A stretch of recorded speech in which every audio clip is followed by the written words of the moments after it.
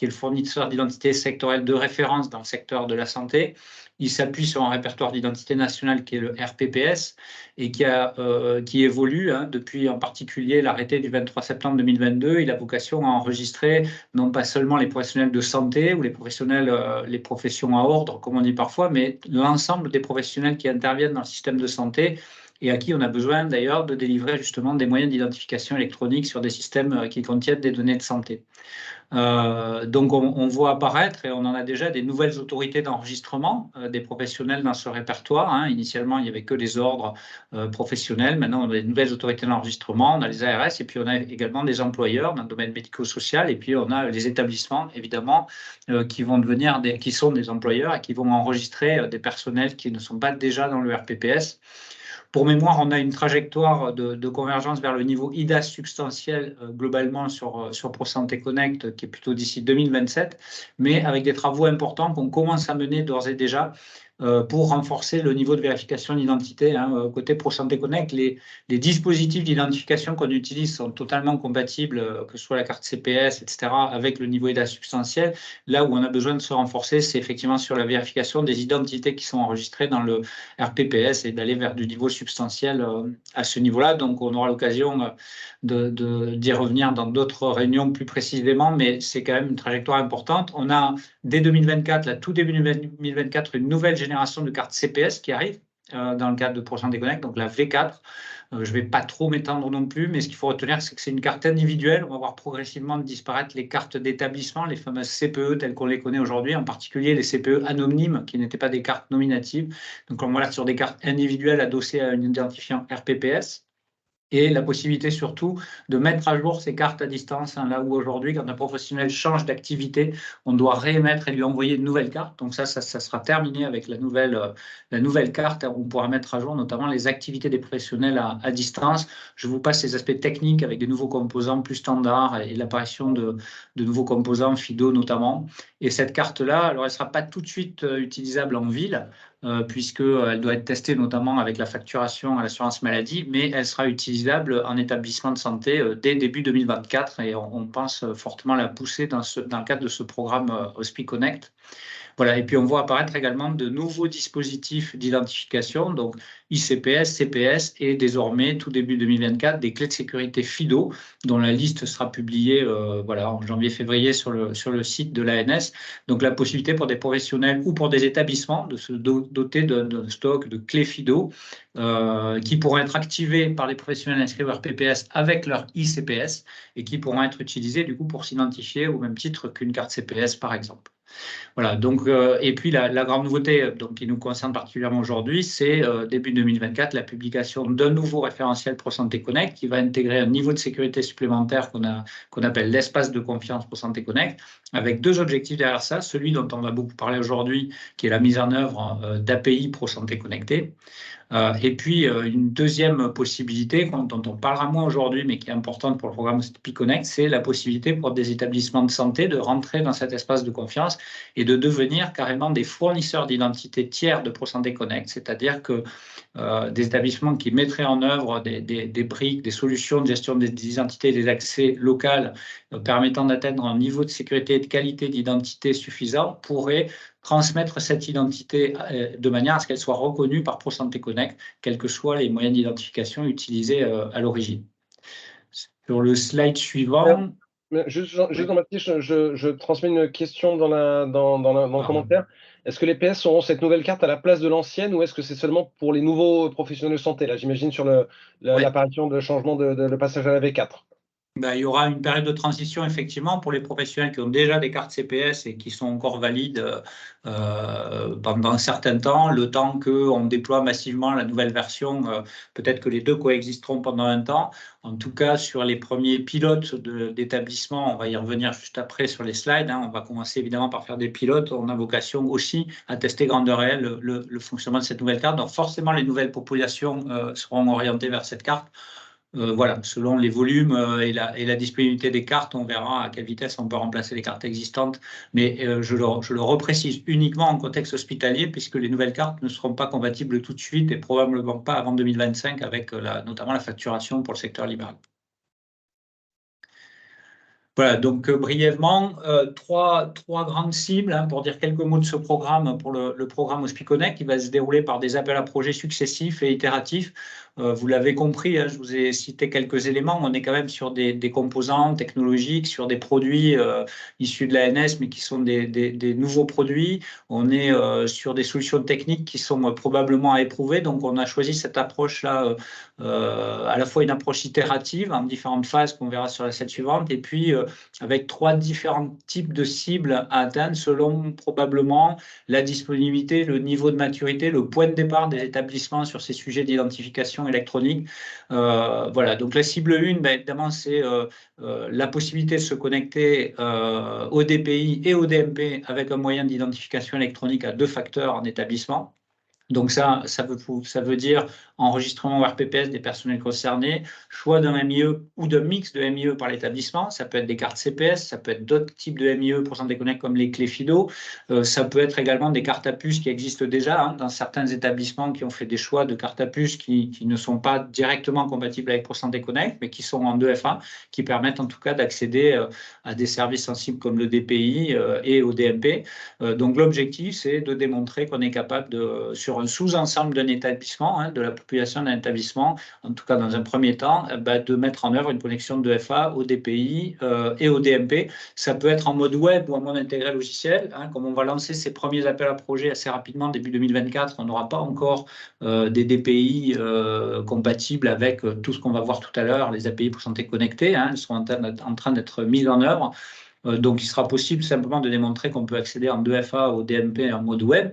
Et puis, là aussi, sur cette cible, on pourra utiliser des API PSC, mais aussi le mode dont beaucoup ont entendu parler, en tout cas dans le couloir hôpital, qu'on appelle le R simplifié, pour avoir de l'authentification indirecte à travers le DPI. Pour consulter le DMP, ce sont des modes d'interaction complémentaires avec le DMP. La deuxième cible, c'est la cible 1 plus le déploiement au niveau du SIH d'une brique de web SSO, pardon.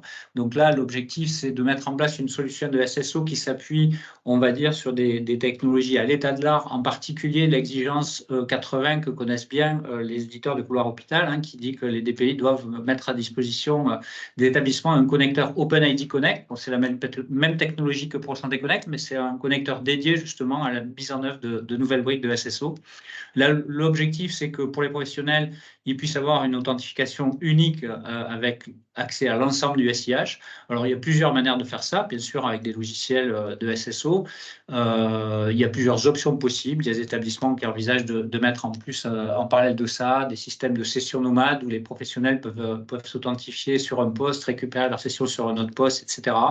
Il y a des établissements qui utilisent effectivement d'autres modes de gestion d'identification électronique avec des bastions d'applications administratives, d'applications sensibles, etc. Donc, on n'ira pas dans le détail de tout ce que les établissements veulent faire. Nous, on leur demandera simplement, dans le cadre de l'appel à projet, de nous démontrer qu'ils ont mis en œuvre une solution de web SSO à l'état de l'art et qu'elle fonctionne à minima avec le DPI. Et puis une cible 3 qui est un petit peu la cible ultime en termes de maturité et puis surtout d'ergonomie pour les professionnels en établissement, en fait, hein, qui est de dire l'établissement, il a mis en œuvre en cible 2 cette solution de web SSO. Il a une solution d'IAM sécurisée un petit peu plus large, hein, qui va permettre notamment de faire de la synchronisation des identités avec des logiciels de GRH, par exemple, d'être capable de gérer de manière automatique les arrivées, les départs et de s'assurer qu'on a en permanence un répertoire d'identité locale qui est bien à jour. Et là, il y a la possibilité, comme je le disais tout à l'heure, moyennant ces exigences de sécurité, l'établissement peut rentrer lui aussi dans l'espace de confiance ProSanté Connect et devenir un fournisseur d'identité tiers de ProSanté Connect. Là, l'intérêt, c'est qu'effectivement, l'identité locale qui est portée par la brique d'IAM SSO, elle est reconnue par ProSanté Connect et on peut imaginer des cas d'usage où effectivement le professionnel, il n'a qu'à se connecter, s'authentifier une seule fois à l'ouverture de son poste de travail, de sa session Windows, et on a le SSO qui lui donne accès au SIH en local et la reconnaissance de cette identité par ProSanté Connect qui lui permet d'accéder de manière transparente à des applications externes du monde ProSanté Connect, comme par exemple les Dreambox dans le couloir hôpital. Voilà, et ces appels à projets, ils vont se dérouler en 3 phases, voilà, puisque comme je le disais, on est sur des sujets qui sont un petit peu nouveaux. Donc on a une première phase qui va débuter, on y travaille tout début 2024 avec un premier appel à projet pour les établissements de santé. Alors quand je dis appel à projet établissements de santé, évidemment, ça va embarquer leurs partenaires, on va dire, hein, les plus proches, qui sont les éditeurs de DPI, qui sont des éditeurs de solutions de SSO. Et puis on va essayer progressivement d'embarquer aussi des soutiens régionaux au sein des grades. Mais l'objectif là, c'est de lancer rapidement une première expérimentation avec une dizaine, une quinzaine maximum d'établissements sur un sous-ensemble des populations. Donc, on aura des financements dédiés à ça qui vont bien entendu tenir compte du fait que ces 10-15 établissements, ils vont un petit peu essuyer les plâtres avec leurs partenaires. Donc, des financements qu'on va essayer de rendre les plus importants possibles et les plus représentatifs possibles pour que ces solutions vraiment se mettent en œuvre. Donc, objectif, qualifier des solutions techniques sur les 3 cibles. Appel à projet bêta qu'on lancerait dans la foulée 6 à 8 mois plus tard, mi-2024, qui concernerait là un nombre plus important d'établissements avec un déploiement complet des solutions à l'échelle des établissements. Donc avec là encore un financement, du support de l'ANS, mais aussi un accompagnement par les grades. Là, l'objectif de cette phase bêta, c'est d'éprouver encore les solutions, mais surtout d'éprouver un dispositif d'accompagnement et de financement qui passe à l'échelle sur des solutions techniques déjà éprouvées en phase alpha. Et puis la phase 3, c'est une généralisation, donc via un domaine. Alors j'ai mis le domaine 5, vous savez que dans le programme CARE, pour ceux qui connaissent, il y a plusieurs axes. Là, on est sur l'axe 4, qui est l'axe opérationnel de la cybersécurité. Et dans cet axe 4, il y a plusieurs domaines qui sont en cours de numérotation, parfois de renumérotation. Il y en avait déjà 4, donc là, on parle du domaine 5 de CARE, qui sera une généralisation de l'accompagnement des établissements sur ces dispositifs d'identification électronique. Voilà. Je m'en tiens là pour aujourd'hui. Ouais. Un grand merci Jean-Baptiste, je pense que c'était déjà bien complet. On avait souhaité aussi, alors effectivement, ce n'était pas exactement le cœur de l'ordre du jour, mais vous voyez, comme tous ces sujets sont très connexes, l'objectif aujourd'hui, c'est vraiment vous donner le panorama de toutes les actions lancées par les pouvoirs publics en lien avec les industriels concernés sur tous ces sujets. Donc, ça nous semblait hyper important de commencer par tout ça. Et maintenant, du coup, là maintenant, on va recentrer peut-être le débat sur le cœur de la présentation d'aujourd'hui, en rentrant évidemment, là, maintenant, on reparle des API Pro Santé Connectée de façon précise, et je laisse la parole à Joachim Metzger qui va nous en dire un peu plus. Oui, bonjour à tous. Alors, du point de vue de ProSanté Connect, vous allez voir comment on en est arrivé depuis les API de ProSanté Connect actuellement aux API ProSanté Connectée, et à ce qu'on va voir juste après, c'est l'espace de confiance qui va de fait réunir en fait tous les discours que viennent nous faire Benjamin et Jean-Baptiste sur les différentes axes de la vague 2 et OSPI Connect ainsi que CARE. Aujourd'hui, en fait, le modèle actuel de ProSanté Connect, pour ceux qui l'ont déjà intégré, donc tous ceux de la vague 1 notamment, c'est en gros ce triangle assez classique qu'on voit aujourd'hui entre le professionnel de santé, ProSanté Connect, et puis le fournisseur ou les fournisseurs de services LPS Proxy. Alors, vous voyez apparaître cette brique Proxy. En fait, elle n'apparaît pas. Quand vous regardez le référentiel actuel et tous ceux qui ont intégré aujourd'hui ProSanté Connect, en fait, suite aux exigences, alors elles sont notées là, juste pour vous donner une idée, 22 et 23, en fait, finalement, le proxy, ce qu'on va vous présenter aujourd'hui et sur lequel on va insister aujourd'hui, c'est en fait finalement le serveur intermédiaire que vous avez dû entendre dans tous les webinaires précédents autour de ProSanté Connect. En gros, dans le référentiel actuel, on impose que le fournisseur de service conserve le client ID et le secret au niveau d'un serveur. Donc là, déjà, il y a un serveur. L'exigence 23 définit et impose aussi qu'il faut proposer un unique point de contact à ProSanté Connect. En gros, vous avez un LPS, vous devez mettre un serveur pour pouvoir contacter avec ProSanté Connect. Et vous allez voir dans la suite, Benjamin, si tu veux, vous allez voir dans la suite, en fait, en quoi ce proxy devient fondamental pour les API ProSanté Connectée et en quoi c'est un intérêt. Voilà, en fait, tout bêtement, quand on va intégrer les API ProSanté Connectée, qui sont la base de tout ce que va être demain les services numériques en santé, c'est ce proxy-là qui va dialoguer avec les API ProSanté Connectée.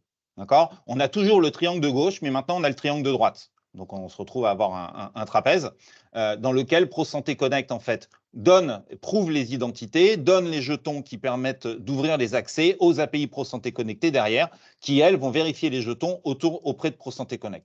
Et de fait, le proxy qui, aujourd'hui, au sein du référentiel ProSanté Connect, avait pour objectif de dialoguer avec ProSanté Connect va aussi avoir pour objectif et de finalité de dialoguer avec les services numériques en santé.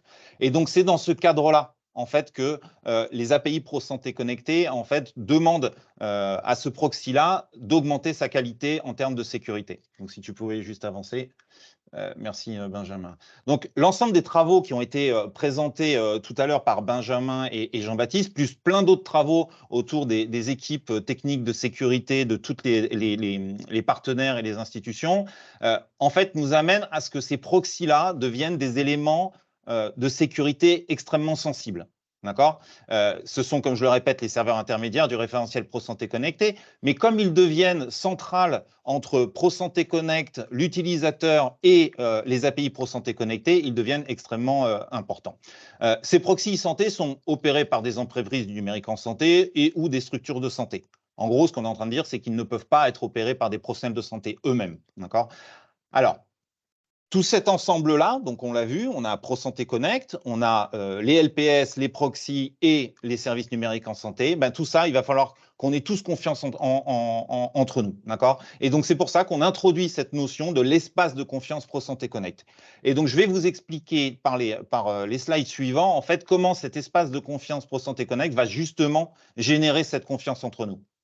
Donc, qui concerne exactement ? Ben, il concerne ProSanté Connect, bien sûr, qui va être le garant, le tampon de cet espace, mais aussi tous les fournisseurs de services LPS comme proxy, d'accord, et tous les fournisseurs de services de numérique en santé. Typiquement, par exemple, le DMP, les TLSI de l'assurance maladie et d'autres qui pourraient venir par ailleurs. Donc, c'est vraiment important de considérer en fait que cet espace de confiance englobe tout ce petit monde, d'accord ? Vas-y, Benjamin, excuse-moi. Alors, quelques définitions rapides, d'accord ? Pour bien mettre en place et bien préciser, en fait, le LPS et le proxy. En gros, le proxy, c'est ce qu'on appelait, comme je l'ai dit tout à l'heure, le serveur intermédiaire. On peut aussi l'appeler serveur mandataire, mais généralement, pour l'instant, on va l'appeler serveur intermédiaire. Et puis, petit à petit, par simplification, on va l'appeler proxy. C'est globalement une solution technique qui n'a pas d'interface utilisateur, d'accord ? On va séparer deux types de proxy, mais qui en fin de compte sont globalement les mêmes. Le proxy ProSanté Connect, c'est celui que vous avez vu actuellement qui permet de faire l'authentification et l'identification. Le proxy e-santé, c'est celui qui va avoir l'accès et va permettre de faire le transfert depuis l'utilisateur, le LPS, puis donc ce proxy e-santé jusqu'aux API ProSanté Connecté. En fait, finalement, vous allez voir que le proxy PSC et proxy e-santé, en fait, finalement, c'est le même. D'accord ? Ça ne sert à rien d'en faire deux. Si vous en avez déjà un parce que vous avez intégré ProSanté Connect, ne mettez juste à jour celui que vous avez déjà aujourd'hui, c'est-à-dire passer d'un proxy PSC à un proxy e-santé.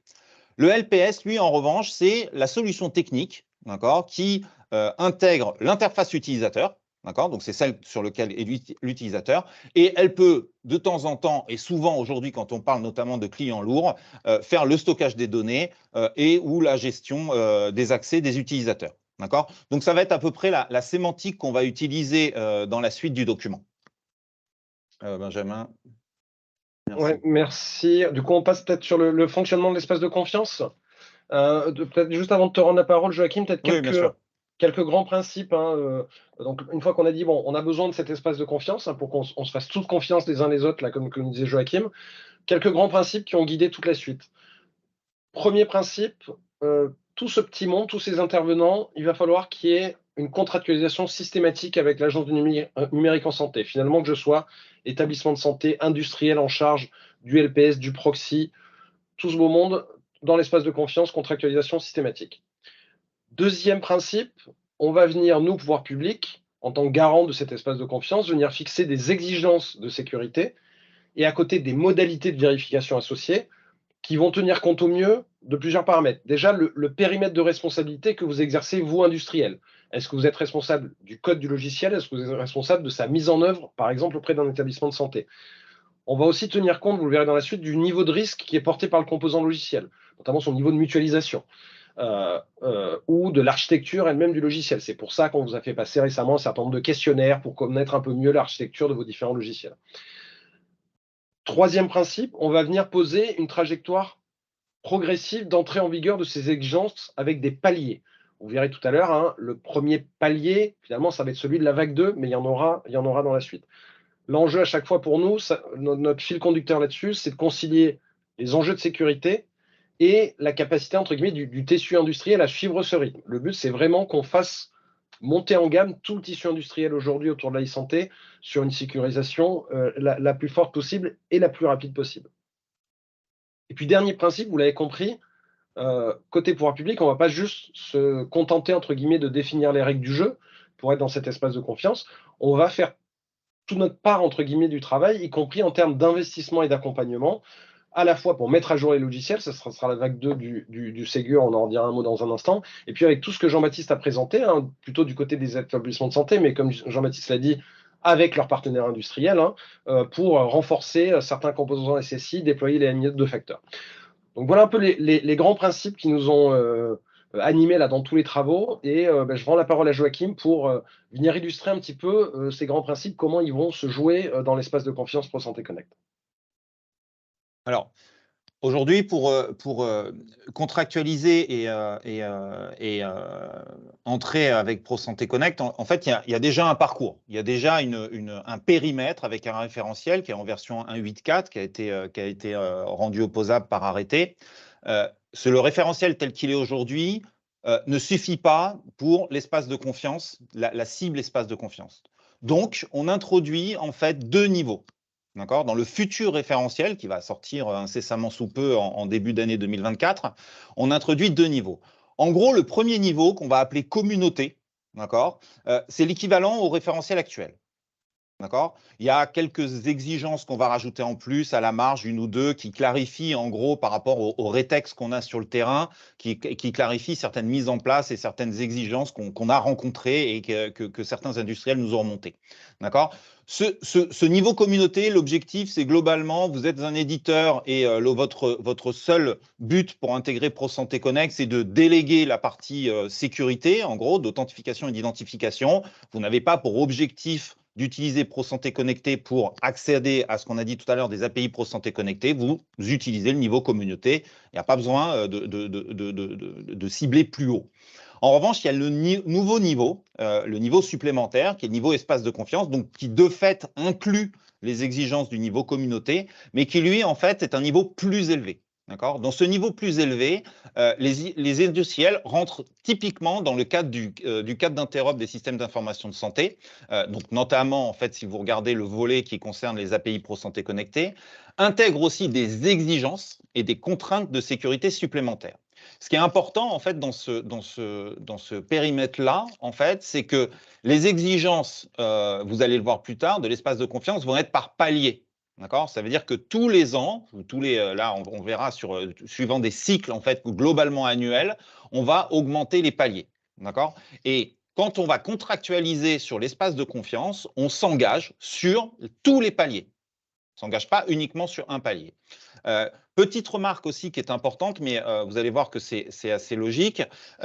En gros, aujourd'hui, dans la sécurité, vous l'avez vu pour ceux qui commandent des certificats, pour tout ce qui est autour de la validité des identités des utilisateurs, globalement, on considère que la validité d'une information autour de la sécurité est valable 3 ans.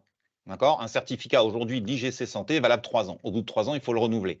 Dans les travaux qu'on présentait tout à l'heure, qu'a présenté Jean-Baptiste sur l'identité des acteurs et le passage en substantiel, il est notoire de penser qu'on va valider une identité ou redemander à un utilisateur de revalider son identité tous les 3 ans. Et bien, dans la même veine, dans la même mécanique de confiance, tous les 3 ans, il faut considérer que quand on contractualise avec l'espace de confiance, donc en dehors même des paliers, c'est-à-dire qu'il faut suivre les paliers, mais en plus, tous les 3 ans, il faudra en gros relancer son engagement. Ça veut dire se reconformer, refournir un certain nombre de choses pour garantir cet engagement. Donc l'espace de confiance est vraiment quelque chose, est vraiment un environnement sur lequel on va avancer tous ensemble pour améliorer et augmenter le niveau de sécurité. Alors, ce qui est très important, toute personne qui va sur ProSanté Connect contractualise avec l'ANS, et donc est un contractant de ProSanté Connect. Très bien, Benjamin, tu peux avancer. Alors, pourquoi j'insiste sur tout acteur, en fait, qui rentre dans ProSanté Connect et contractualise avec ProSanté Connect. Alors, juste pour les périmètres de responsabilité. Vous allez le voir tout à l'heure, on va rentrer dans le détail de la problématique de la contractualisation. Aujourd'hui, un éditeur, en fait, il va rentrer dans le bac à sable et parfois, en fait, ça ne va pas être lui le fournisseur de service. C'est-à-dire qu'en fait, il va prendre sa solution et il va la fournir à d'autres.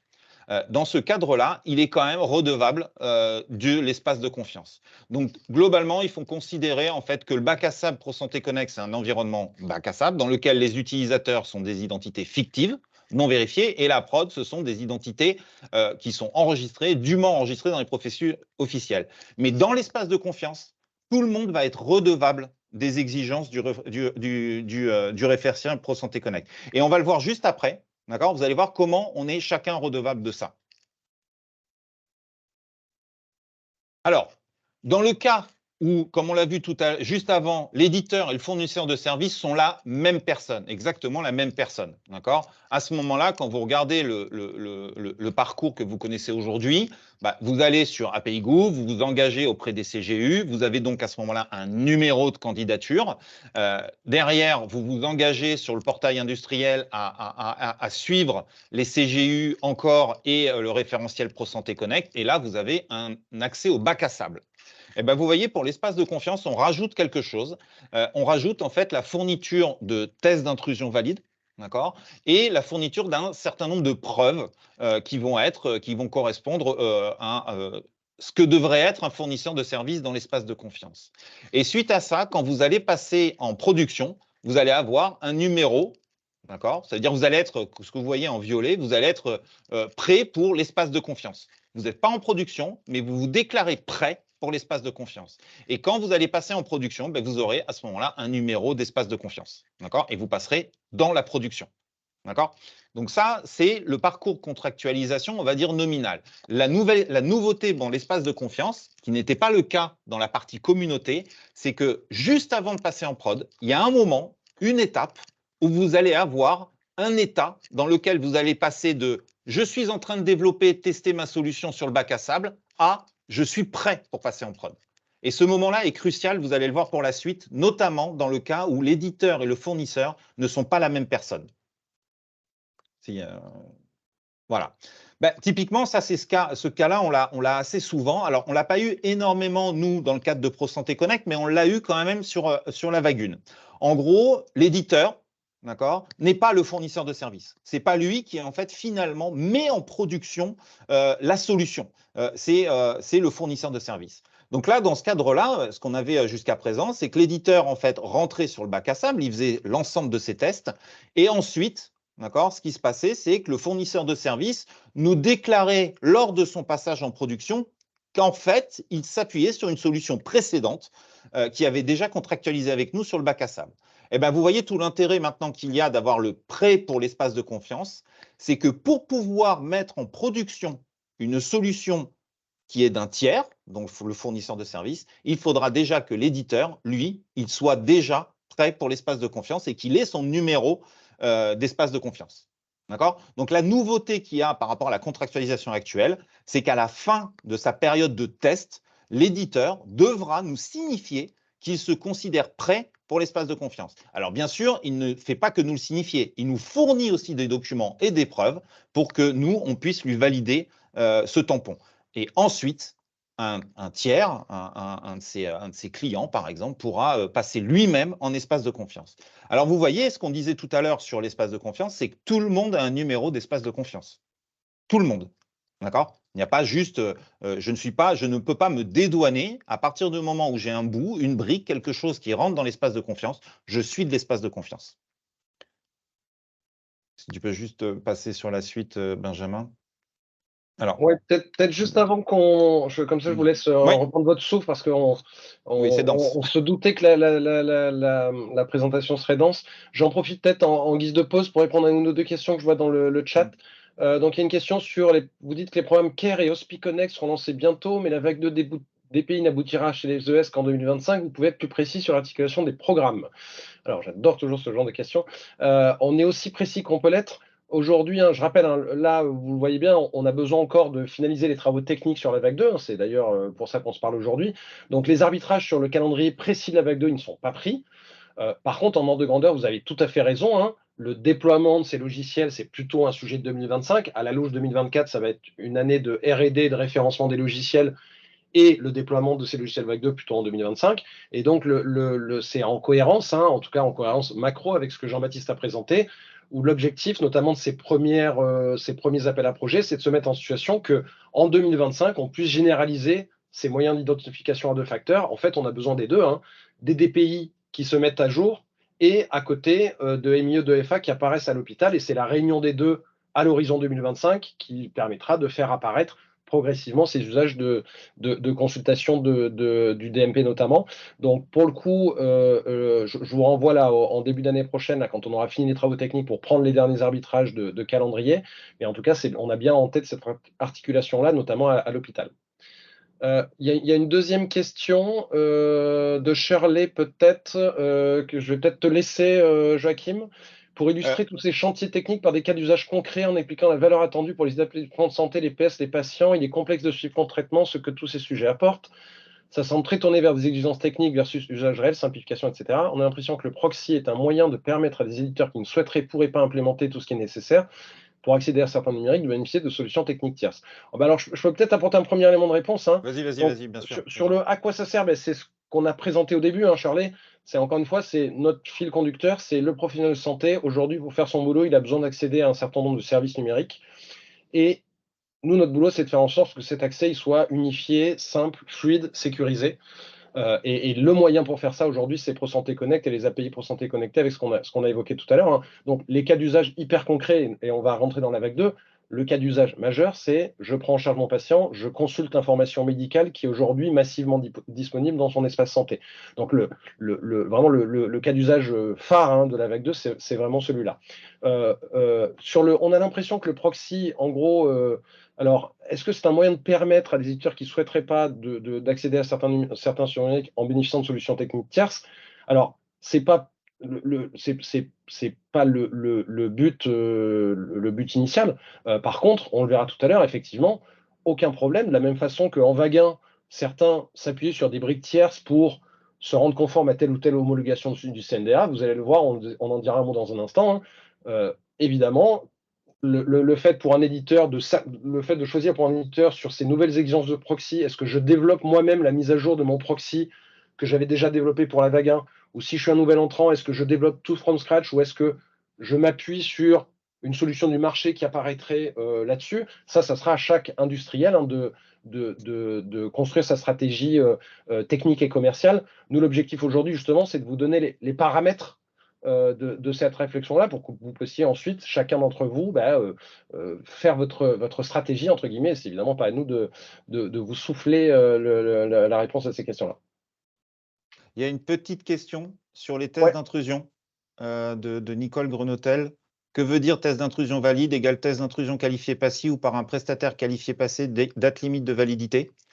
Quand on parle de tests d'intrusion, là, ça s'apparente à des. Vous le verrez juste après dans la présentation.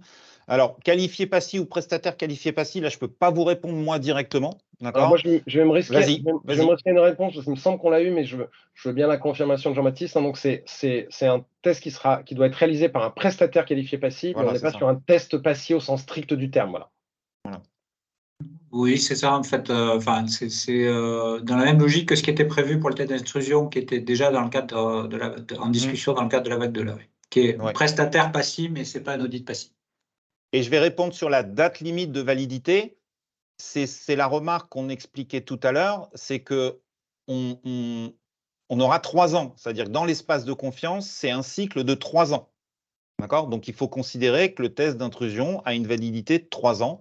Et dans 3 ans, quand vous allez vous réengager pour l'espace de confiance, à ce moment-là, il faudra représenter un test d'intrusion équivalent à celui que vous avez passé il y a 3 ans avant, quoi. Voilà, globalement. Okay. Et alors, il y a une dernière question, et comme ça, après, on reprendra le fil. Y aura-t-il aussi un scan du code source des solutions des éditeurs? Alors, normalement, on n'est pas dans ce cadre-là, dans les preuves données, on va appeler ça dans la position a priori du processus, d'accord? En revanche, dans les audits qu'on aura a posteriori, c'est-à-dire quand on va sélectionner des solutions et qu'on va aller vérifier sur ces solutions si elles mettent bien en œuvre ce qu'elles ont déclaré mettre en œuvre, d'accord ? Il n'est pas exclu que si on était amené à trouver des problématiques ou des non-conformités, qu'on aille investiguer plus loin. Ce n'est pas exclu pour l'instant. Voilà. Mais on cadrera ça, on en parlera dans le planning, on cadrera ça plus clairement plus tard. Alors, après cette petite pause questions-réponses, je vous propose qu'on reprenne le fil et justement qu'on rentre peut-être. Donc là, merci à Joachim d'ailleurs pour avoir donc posé le cadre là, de ce nouvel espace de confiance ProSanté Connect. Maintenant, si on essaie de faire le lien peut-être un peu plus directement avec la vague 2 du Ségur, donc c'est un peu ce que je disais en intro, mais pour faire un petit peu le rappel des épisodes précédents. Hein. Donc à l'été, publication des exigences Release Candidate pour les logiciels de la vague 2. En parallèle, je crois que c'était au mois de juin, hein, après la concertation, il y avait eu la publication de ce nouveau volet de transport du CISIS sur les API ProSanté Connecté. Donc ça, c'était déjà disponible depuis cet été. Depuis la rentrée de septembre, il y a eu beaucoup de travail sur tous ces sujets. Si j'essaye de résumer, il y a eu d'une part des travaux en très forte concertation avec l'ensemble des éditeurs intéressés par la vague 2 du Ségur. On a, nous, continué à prendre quelques arbitrages pour venir préciser des choses, notamment sur les points sur lesquels vous nous remontiez toujours des difficultés. Là, je vous renvoie aux 3 plénières qui ont eu lieu les 25 septembre, 12 octobre et 26 octobre. Encore une fois, tous les supports et les replays, quand on pense à appuyer sur le bouton enregistrer, sont disponibles sur la page vague 2 que j'évoquais au début.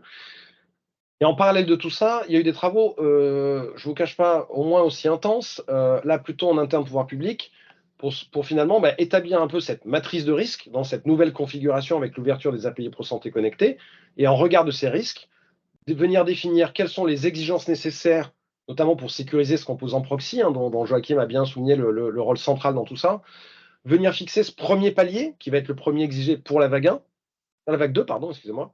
Premier palier pour la vague 2, on va finir par on va trouver une meilleure façon d'appeler tout ça, parce qu'on va finir par s'y perdre. Mais, et puis, une fois qu'on a fixé ce premier jalon, quels sont finalement les dispositifs de conformité, la vue du Ségur, en application à des principes que vient de présenter Joachim, qu'est-ce qu'on va vérifier a priori, a posteriori. Ce qu'il y a à avoir bien en tête aujourd'hui, et ça répond aussi à la question de Charlie qui avait du coup un peu anticipé sur la présentation, pour la vague 2 du Ségur, je vous rappelle, il y a les dispositifs SONS, il y a bien 2 blocs. Il y a je fais référencer ma solution et ensuite je réalise une prestation de mise à jour auprès d'un client, établissement de santé ou professionnel de santé éligible.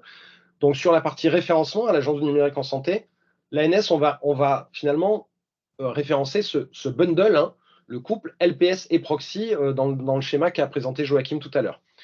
Évidemment, et là c'était le point de Charlie tout à l'heure, possibilité pour l'industriel de s'appuyer sur une brique proxy qui aurait déjà été référencée par ailleurs. Ça veut dire que si l'ANS a déjà vérifié que telle brique de proxy elle est valable, si vous avez un accord commercial avec ce fournisseur de proxy pour l'utiliser dans votre logiciel, aucun problème, ça permettra d'avoir son référencement. Après, quels seront les choix de make or buy entre guillemets des différents industriels, ça évidemment, entre guillemets, ça vous regarde. Un mot sur la partie financement. Bon, vous avez votre logiciel référencé, vous allez ensuite réaliser les prestations Ségur auprès des établissements des professionnels de santé. Donc ce fournisseur de la prestation Ségur, au sens de celle qui est définie dans les textes réglementaires du SONS, comme en vague 1, celui qui les réalise, il devra s'appuyer sur une solution qui est elle-même référencée, ça ne change pas. Mais comme on a des API ProSanté connectés dans la vague 2, il devra aussi, au titre de l'espace de confiance, être fournisseur de services. Et donc, il devra, comme l'a dit Joachim tout à l'heure, à un moment donné, se déclarer prêt à s'engager et à passer en production. Voilà un peu pour refaire le puzzle entre ce qu'on a tous connu dans la vague 1 et puis ces nouveautés qui découlent de la mise en place de cet espace de confiance. Peut-être du coup, pour être peut-être encore plus précis, je te repasse la balle, Joachim, là, pour regarder qu'est-ce qui se passe a priori, qu'est-ce qui se passe a posteriori, ce qui est systématique, ce qui ne l'est pas, en fonction finalement des différents rôles. Peut-être le schéma, juste peut-être en introduction, on sait que dans un certain nombre de cas, finalement, celui qui édite le code de la partie LPS, du code du proxy, et qui in fine fournit le service, peut être tout à fait le même industriel. Et dans ce cas-là, on va dire le schéma est presque plus simple. Là, on a fait le schéma micro pour justement, on se prépare, nous, pouvoir public, à recevoir toute la combinatoire des choix business que vous ferez les uns les autres. Je fais tout, j'outsource une partie, je fais que le service, je fais que le code, etc. etc. Alors, je pense que vous avez compris hein, que tout ce travail qu'on vous présente là est issu de beaucoup de travail des experts de sécurité, des analyses de part et d'autre sur la sensibilité des différentes briques. En gros, ce qu'il faut résumer, c'est que, comme on vous le répète depuis le début, la partie proxy prend une importance aujourd'hui extrêmement forte, d'accord? Et la partie LPS commence à être bien délimitée. En gros, ce qui se passe, c'est que sur la partie LPS, pour les périmètres vague 2, d'accord, il n'y a pas de changement. C'est-à-dire que les preuves qui sont aujourd'hui définies dans la vague 2, le test d'intrusion, alors l'audit SSI qu'on a appelé LPS sur bande test aujourd'hui en environnement ISOPROD, ne change pas. D'accord? Donc on est sur le même périmètre. En revanche, ce qui est nouveau, la brique qui est nouvelle, c'est justement ce proxy. Et donc il y aura un certain nombre de preuves, d'accord, qui seront demandées à être fournies quand vous êtes un éditeur de proxy. Il y aura aussi un nouveau test d'intrusion qui va être défini justement par un auditeur qualifié PASI qui sera spécifique au proxy. Alors, tout bêtement, vous comprenez bien que pour tester un LPS, vous avez une interface homme-machine, d'accord? Dans un proxy, vous n'en avez pas. Donc déjà, ne serait-ce que ça, ça va vous sauter aux yeux que ça ne peut pas être le même test d'intrusion. Donc, il y a un nouveau test d'intrusion sur ce côté-là. Mais ça, c'est la partie, comme on l'a vu tout à l'heure, qui est en bac à sable. Dans l'espace de confiance, il y a un certain nombre de choses, d'accord, qui sont assujetties au passage en production. Dans ce passage en production, au moment en fait où vous devenez fournisseur de services de l'espace de confiance, à ce moment-là, il y a aussi a priori du déclaratif, de la documentation à fournir et un certain nombre de choses.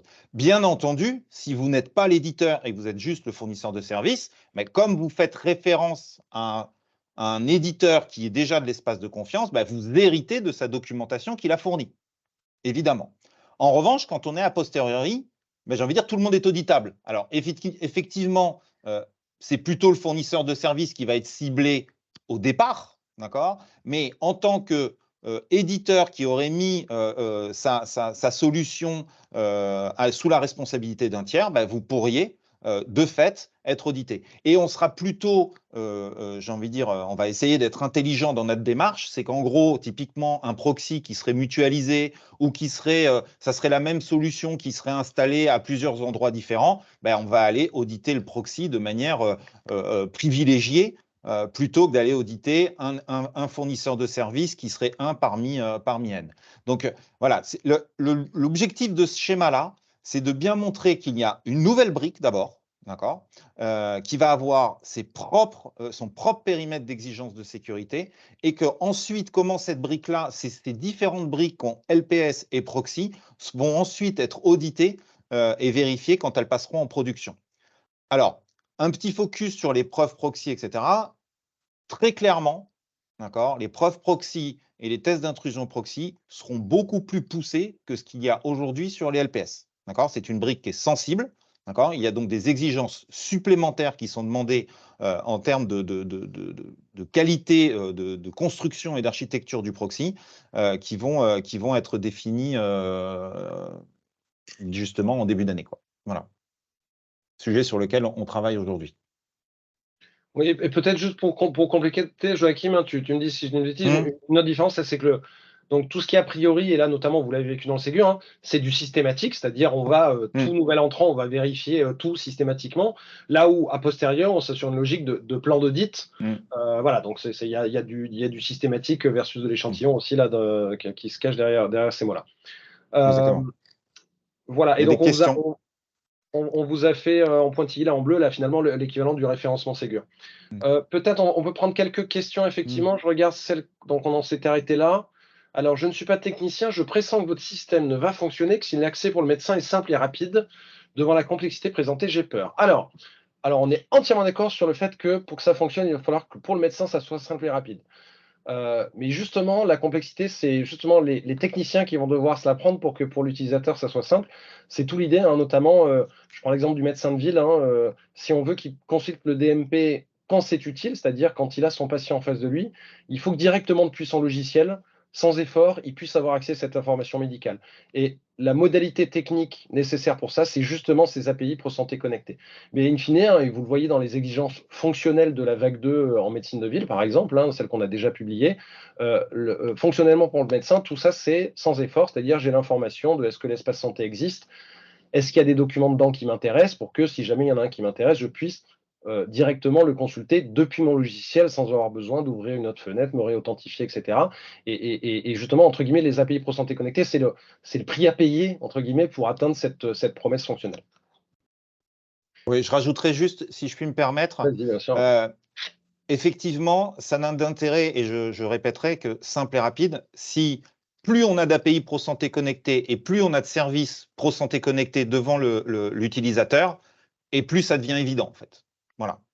Bien sûr, tu as bien fait de le dire.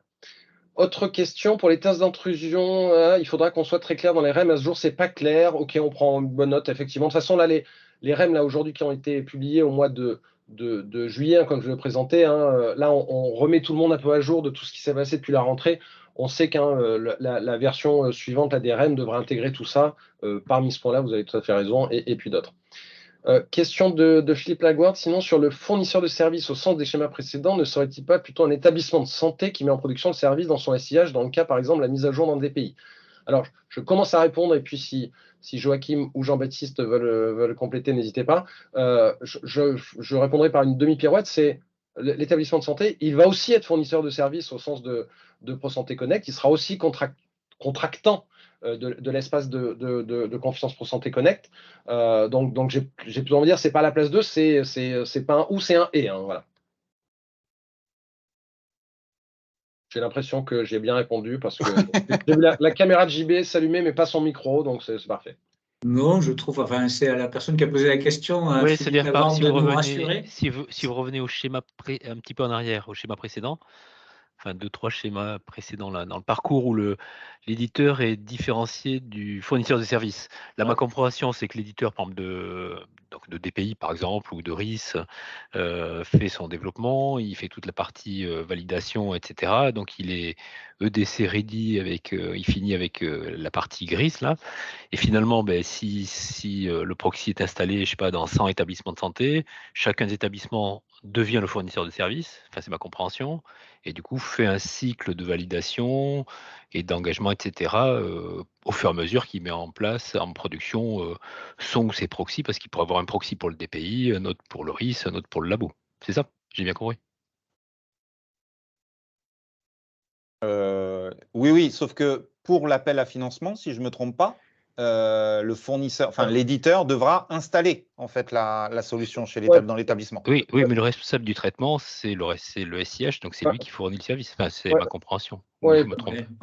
Vas-y, Non, je sais pas. Non, c'est peut-être plus Benjamin de répondre, mais effectivement, il y a il y a une notion de fournisseur de service au sein du référentiel ProSanté Connect, espace de confiance, qui est celui que vous donnez là, Monsieur Laguarde, qui est effectivement, in fine, le fournisseur de service en production, dans le cas que vous évoquez, c'est bien l'établissement. Mais il y a une vision, effectivement, guichet de financement Ségur, mais Benjamin pourra en parler mieux que moi, où effectivement, on considère que c'est l'éditeur qui installe in fine le logiciel en production et qui doit fournir une solution jusqu'au bout. D'accord. Donc on n'aura pas demandé à nos 100 hôpitaux, par exemple, de faire les 100 chacun la procédure qui est là, quoi. Nous, on fera la procédure une fois et tous les autres proxys seront tous installés sans que les hôpitaux aient rien à faire. Alors là c'est le schéma devant nous, là c'est le schéma espace de confiance. Si je le dis en traduction Ségur, en gros, si la question c'est quelles sont les pièces que j'aurais besoin de montrer pour toucher le paiement de mon solde, Non, c'était pas pour le paiement de solde, là, c'est pour toute la procédure pour qu'à la fin ça passe vraiment en production. Donc savoir s'il y a nous l'éditeur qui faisait une procédure une fois, ou si en plus nos clients, donc ça passera du temps dans les projets, il faudra les aider qui s'organisent, auront aussi 100 procédures à faire, peut-être pour notre proxy à nous, plus 100 pour leur RIS, 100 pour leur labo. Voilà. On est d'accord que dans ce cadre-là, vous allez bien installer 100 fois, en fait, c'est ça? Oui, absolument, oui. D'accord. Donc dans ce cadre-là, vous aurez en fait 100 demandes, c'est 100 fois un service en fait. Au sens de ProSanté Connect, si vous voulez, chaque acteur En fait, c'est pas vous-même en tant qu'éditeur comment dire, qui avez 100 solutions. Vous avez une solution qui est 100 fois installée. Voilà. Oui, c'est ça, oui. Ben, du point de vue de ProSanté Connect et d'espace de confiance, il faut avoir 100 fois la solution, en fait. Donc, il faut que vous fassiez. Alors, je suis désolé, 100, ça paraît énorme, hein, je comprends bien, d'accord? Mais ça veut dire 100 fois au moins avoir fait le parcours. Alors, soit c'est vous qui le faites dans l'appel à financement Oui, c'est-à-dire que même le début du parcours, on doit le faire 100 fois. Non, pas le début, parce que éditeur, vous êtes éditeur, vous avez une seule solution, c'est fournisseur de services. Justement, c'est tout l'intérêt. C'est encore une fois là, là, si je reprends l'analogie, votre solution qui est espace de confiance ready, si elle a installé 100 fois, elle est toujours espace de confiance ready et vous n'avez qu'une fois prouvé votre caractère d'espace de confiance ready. C'est un peu comme ce qui fait l'analogie, référencement Ségur en Waguin, vous l'avez passé une fois, vous l'avez installé chez 100 clients, on ne vous a pas référencé 100 fois. Non, oui, c'est pour ça que on n'a pas envie de le faire non plus en Waguin.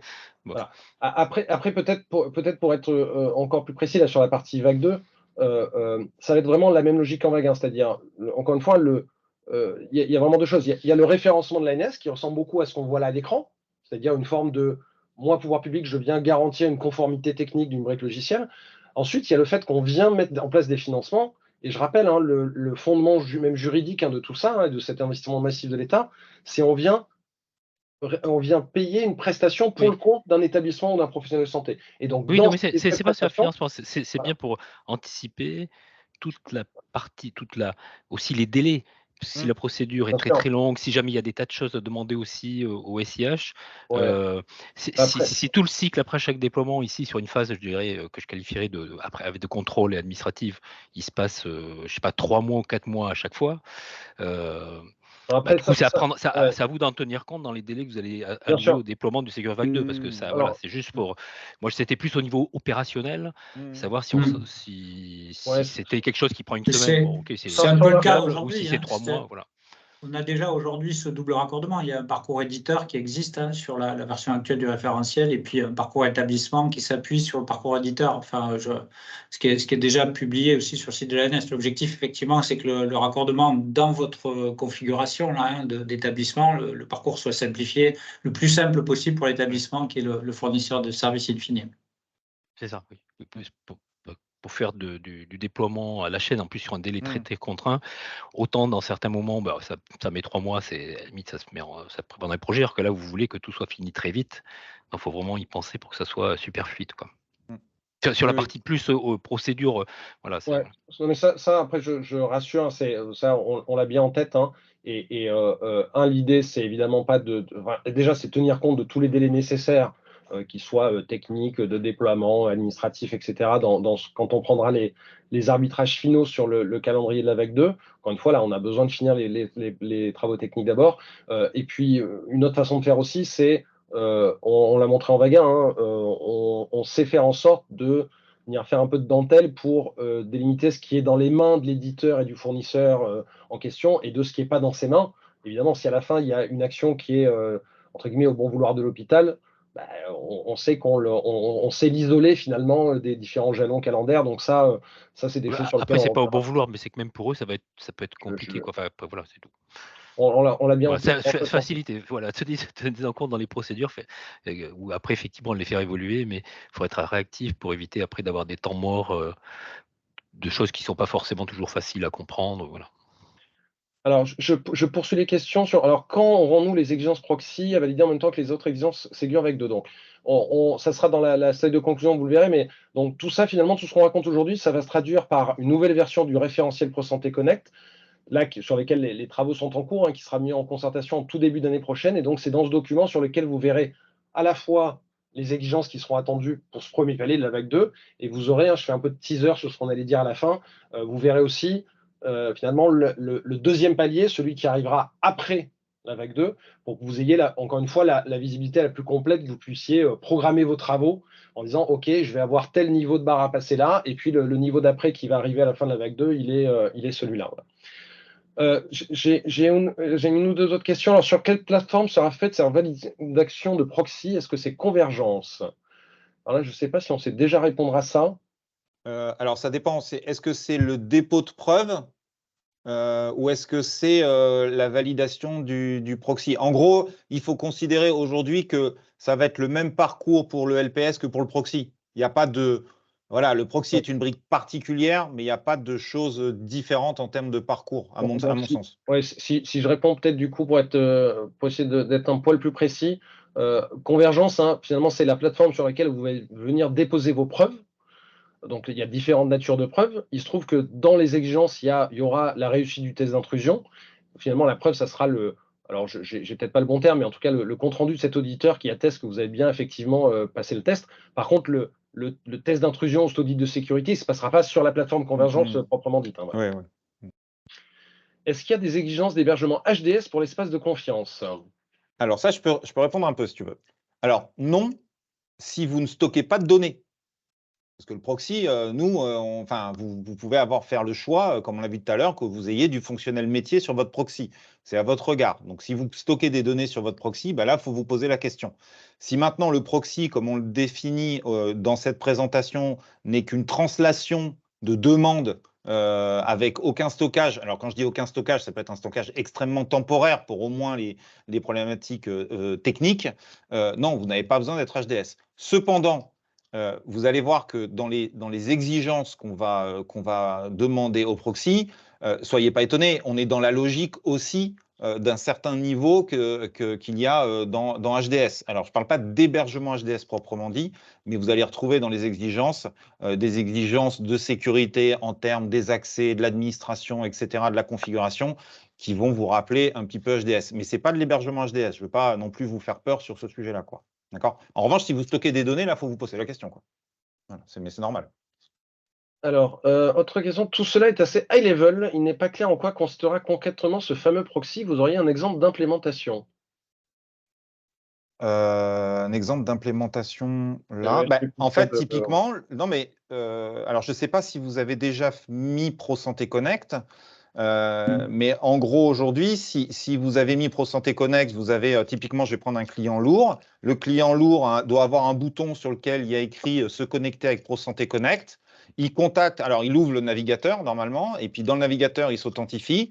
Le navigateur, en fait, est une vue du serveur d'authentification, donc le proxy PSC dont on a parlé, d'accord? Et bien typiquement, ce serveur-là, en fait, serait un bon candidat pour être le proxy de demain. Et ce qui va se passer, c'est qu'au moment où vous revenez dans le logiciel client lourd et votre utilisateur, en fait, va demander des documents DMP pour un de ses patients, le LPS va contacter le proxy, qui va transformer la requête pour le DMP, et le proxy va ainsi faire le dialogue entre le LPS et le DMP. D'accord ? En gros, le proxy va servir d'utiliser la clé que lui donne ProSanté Connect pour la fournir au DMP et ouvrir les accès pour le système de santé. Voilà, c'est un proxy. Merci, je crois que la prochaine, à mon avis, elle sera pour toi aussi. Ce proxy peut-il être intégré, déployé sur des systèmes durcis, FreeBSD ou Linux LTS, ou bien est-il imposé des systèmes propriétaires grand public? Je cite. Alors, typiquement, je ne sais pas. Alors, FreeBSD, je pense qu'on n'a pas de regard sur l'operating system qui est utilisé dans le cadre du proxy. Vous mettez l'operating que vous voulez. Le seul point, c'est que c'est surtout un composant qui est un serveur et donc qui doit être dans un espace de type serveur, quoi. Voilà. Après que c'est un Linux LTS, j'ai pas d'avis sur le sujet. On est agnostique de ça, ouais. Voilà, on est agnostique de ça, quoi. Alors, vous pouvez faire du Windows et être tout à fait sécurisé. Hein. Vous pouvez faire du FreeBSD et pas être sécurisé. Hein. Donc voilà, il n'y a pas de sujet là-dessus. La seule boussole, c'est la satisfaction des exigences de sécurité. Exactement. Alors, il y a une remarque là sur l'histoire des 100 hôpitaux. Je pense ça, on va retravailler la copie là pour faire notamment quelques exemples. Hein, Alors, je peux peut-être faire une remarque là-dessus. D'accord, je vais faire une remarque de bonne pratique.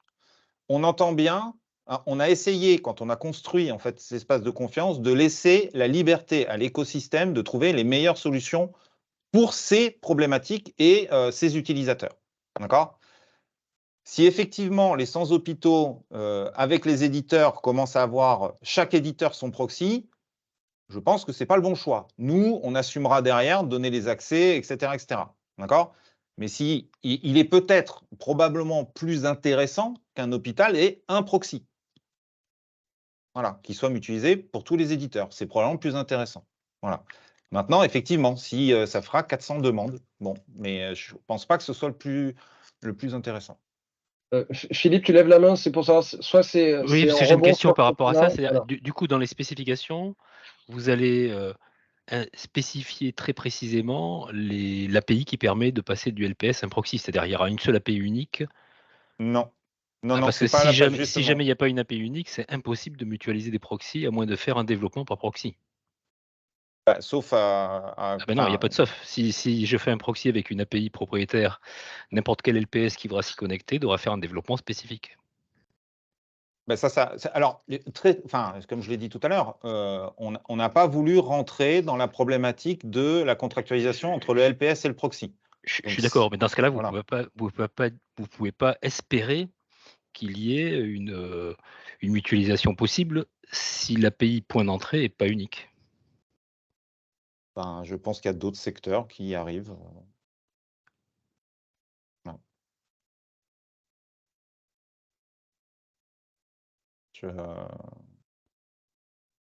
C'est un dialogue entre les proxys et les LPS, les éditeurs de proxy et les éditeurs de LPS. Et vous vous rendez compte, là, on va avoir 6 mois pour faire tous nos développements, nos versions Ségur. Personne ne sait à l'avance l'API propriétaire que va implémenter chaque éditeur pour faire son propre proxy. Et après coup, ça ne peut pas marcher, c'est pas possible. Philippe, je le disais tout à l'heure, hein, le calendrier, pardon, je suis en train de perdre ma voix. Le calendrier de la vague 2, aujourd'hui, justement, on a besoin de finir ces travaux-là, de vous laisser digérer tout ça, de vous montrer le référentiel PSC, pour pouvoir justement laisser les bons délais. Je crois que Jean-Baptiste Lapéry, là, qui a levé la main, mais qui a disparu, alors je ne sais pas si c'est un problème de Teams ou si c'était un bug. J'imagine, je faisais l'hypothèse que tu voulais intervenir. Non, c'était. Non, mais c'est bon, vas-y. Voilà. C'est bon, c'était dit. Vas-y. Ah, donc, bien pris, on sait que c'est un des paramètres importants là, de la discussion. Hein, donc, encore une fois, on fait les choses dans l'ordre. Donc là, on vous présente un peu le schéma. Il y aura le contenu là, des exigences, celles que vous n'avez pas encore vues. Et ensuite, je pense qu'on aura d'autres discussions là, dans ce format-là hein, pour regarder quelle est la bonne cinématique là, de toute cette opération. Oui, oui. De toute façon, ça vous laisse le temps de travailler sur les spécifications pour avoir le résultat final à la fin. Alors, je poursuis les questions pour essayer de garder un peu le timing. Alors, pour un éditeur, est-ce que le numéro espace de confiance, il est unique ou différent pour chaque solution, voire chaque version? Chaque solution, pas chaque version. Voilà. La version, en fait, on la traite dans le fait qu'on a un cycle de 3 ans, tout bêtement. Voilà, donc, on considère qu'effectivement, vous allez mettre à jour votre solution. OK, donc on se fait confiance, on est intelligent. On ne va pas vous demander à chaque version. En revanche, chaque solution, si vous avez une solution pour, je dis n'importe quoi, des chirurgiens dentistes et une autre pour les officines, forcément, vous n'avez pas un numéro d'espace de confiance de la même manière. Donc, c'est 2 solutions différentes. Voilà. Alors, la prochaine, je pense, elle va te plaire, Joachim, en tout cas. Alors, pourquoi le proxy n'est-il pas, pareil, je cite, hein, un service technique d'État fourni par la CNAM ou la NES, ce ne serait-il pas plus simple? Alors, c'est une question qui s'est posée. D'accord.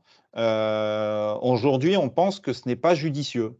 D'accord, très clairement. C'est-à-dire qu'on est en train, avec ProSanté Connect, de fournir un tampon de la qualité de l'authentification et de l'identification, qui est déjà quelque chose qui est fort parce que ça soulage tous les éditeurs en termes de connexion, là où avant on demandait d'essayer d'intégrer la carte CPS ou du login avec de l'OTP, du 2FA. Donc, on a soulagé en fait les éditeurs avec cette approche-là de mutualisation par un service de l'État. Les API ProSanté Connecté, finalement, c'est en fait demander aux services numériques en santé tels que le DMP, l'INSI, les TLSI, et puis on verra plus tard pour d'autres grands services de l'assurance maladie et peut-être même des acteurs privés qui voudraient faire des API ProSanté Connecté, d'avoir le même cadre d'interopérabilité grâce aux jetons ProSanté Connect et d'ouvrir les accès. On considère qu'il faut laisser de la marge de manœuvre à l'écosystème pour trouver sa bonne définition de ces différentes briques techniques. Il y a des proxys qui seront probablement plus intéressants dans des cadres, j'ai dit tout à l'heure par exemple les officines, qui ne seront pas les mêmes qu'un proxy pour de la médecine libérale et qui seraient encore totalement différents pour un proxy en hôpital, en hospitalier. Donc, arriver à faire un proxy unique pour tous les cas métiers et tous les cas qui pourraient répondre, ça nous semble être plutôt une direction vers un proxy moyen qui répondrait moyennement à tout le monde. Voilà pourquoi on n'est pas allé dans cette direction-là. L'objectif, c'était vraiment d'essayer de laisser de la liberté à l'écosystème pour trouver l'équilibre qu'il souhaite dans le cadre de l'espace de confiance. Et c'est pour ça que ça s'appelle un espace de confiance. Ce n'est pas un espace ANS, en fait, c'est un espace de confiance. Voilà, c'est la stratégie qu'on a choisie. Merci Joachim là, pour le coup de main sur la réponse aux questions. Je crois qu'on a traité là toutes les questions qui étaient dans le chat.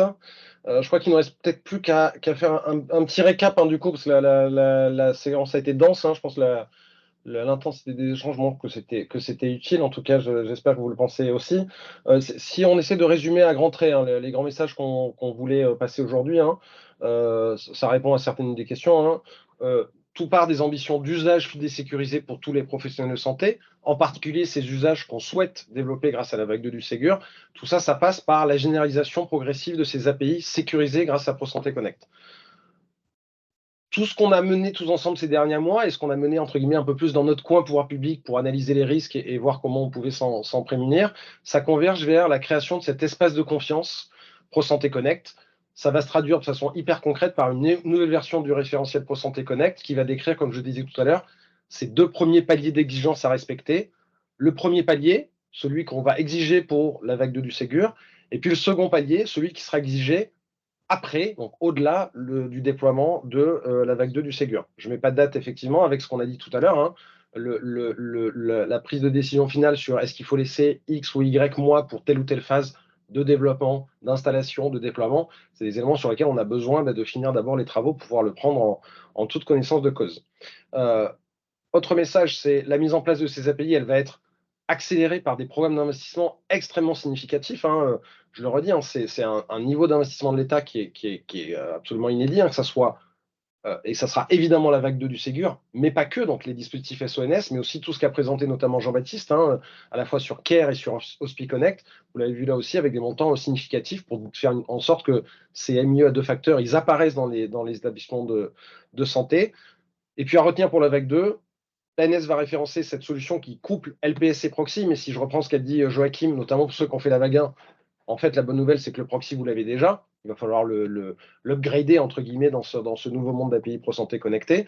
Possibilité pour l'éditeur du LPS de s'appuyer sur une brique proxy tierce, qui aurait déjà été vérifiée par l'ANS. Et puis, pour le rappeler, pour bien noter qu'on a bien ce sujet-là en tête, alors là, ça concerne les éditeurs de DPI, ça fait partie des débats qu'on a notamment avec vos représentants. On sait qu'à l'hôpital, et ce n'est vrai qu'à l'hôpital, on a une alternative pour la consultation du DMP qui est R simplifié. Et donc, effectivement, il y a bien cette alternative qui est envisagée. Les arbitrages, on avait besoin d'abord de vous montrer un petit peu la photo complète sur ProSanté Connect pour qu'on puisse ensuite reprendre la discussion pour voir si effectivement, on ne se limiterait pas en vague 2 à cette consultation du DMP par R simplifié, sachant qu'encore une fois, ça concerne que l'hôpital. La vague 2 du Ségur, elle est évidemment plus large que l'hôpital. Voilà ce qu'on voulait vous présenter aujourd'hui. Encore une fois, j'espère que vous avez trouvé ça au moins aussi utile que nous. Et puis, on vous donne rendez-vous très vite après les fêtes, notamment autour de ce nouveau référentiel ProSanté connecté, avec encore une fois quelques messages sur la brique LPS, vous avez déjà tout vu. Et puis, il manque cette brique proxy là, qui sera mise en concertation là, en tout début d'année prochaine. Allez, une dernière question qui vient d'apparaître. Est-ce qu'on a une visibilité sur les dates prévisionnelles de mise en production des API PSC des téléservices DMP, NICI, ordonnance numérique, MSS? Alors ça, j'imagine, je crois que j'avais vu Emmanuel qui était connecté, plutôt que je me substitue à l'assurance maladie. Je sais que c'est en partie déjà en production pour certaines ou sur le point de l'être pour d'autres, mais je ne sais pas si j'ai un collègue de l'assurance maladie qui pourra venir préciser, me dire. Non, sinon, si personne n'y est, je peux. Ah, Emmanuel nous dit qu'il ne peut pas prendre le micro. Mais juste, il y a effectivement des travaux qui sont en cours là-dessus à l'assurance maladie, en fait, qui vont aboutir. Alors pour tes services INS, dans le courant d'ici la fin du mois ou tout début 2024, et pour l'ordonnance numérique dans la foulée, en fait, en tout début d'année 2024. C'est plus effectivement le travail qu'il va y avoir à faire pour la mise en œuvre des API PSC connectés ensuite dans les logiciels qui va être le driver de mise à disposition des utilisateurs. En fait, les téléservices de l'assurance maladie seront prêts, en tout cas sur ces 3 téléservices-là, le DMP, l'INSI, l'ordonnance numérique, ils seront prêts bien avant, en théorie, les logiciels sur les API PSC. Bon, Je précise juste en fait que les guides d'intégration, effectivement, seront disponibles en début d'année prochaine. Par contre, il faut faire attention. Oui, on est en train de travailler à la transformation, aux adaptations de ces API-là d'un point de vue technique. Par contre, vous, éditeurs, votre porte d'entrée, c'est le CNDA. Donc, les environnements du CNDA qui pourront être comment dire, enrichis de ces API-là, eux, par contre, c'est un échelon, à une échelle plutôt au printemps, plutôt vers le mois de mai, qu'on aura des environnements CNDA, on va dire, au moins avec le DMP équipé. Donc, faut faire attention, en fait, par rapport aux éléments que vous attendez sur vos besoins à vous. Voilà. Merci de la précision, Emmanuel, tu fais bien de le dire, effectivement. Très bien, je regarde juste dans la conversation si on avait une dernière question. Je regarde, donc Jean-Marc, tu as répondu là sur les aspects Dreambox. Alors oui, effectivement, sur la Dreambox, il n'y avait pas de vague 1, hein, si c'était ça la remarque, ça on en est conscient, ça fait partie des nouveaux périmètres de la vague 2, effectivement. Écoutez, il me reste à vous remercier tous là pour votre attention. On a respecté l'horaire, c'est super. C'est suffisamment rare pour le noter. Comme d'habitude, là, les slides d'aujourd'hui et du coup l'enregistrement, merci à Clara qui a pensé à appuyer sur le bouton enregistrement. Ça sera mis en ligne sur la page, encore une fois, toujours la même, isanté.gouv.fr/ségur/vague2. Voilà. Et puis je vous dis à très vite. Je ne doute pas qu'on aura des échanges très vite avec certains d'entre vous et puis plus collectivement dès la rentrée après les fêtes. Voilà, je vous souhaite une très bonne fin de journée et un bon week-end avec un peu d'avance. Merci à tous. Au revoir. Merci à tous. Au revoir.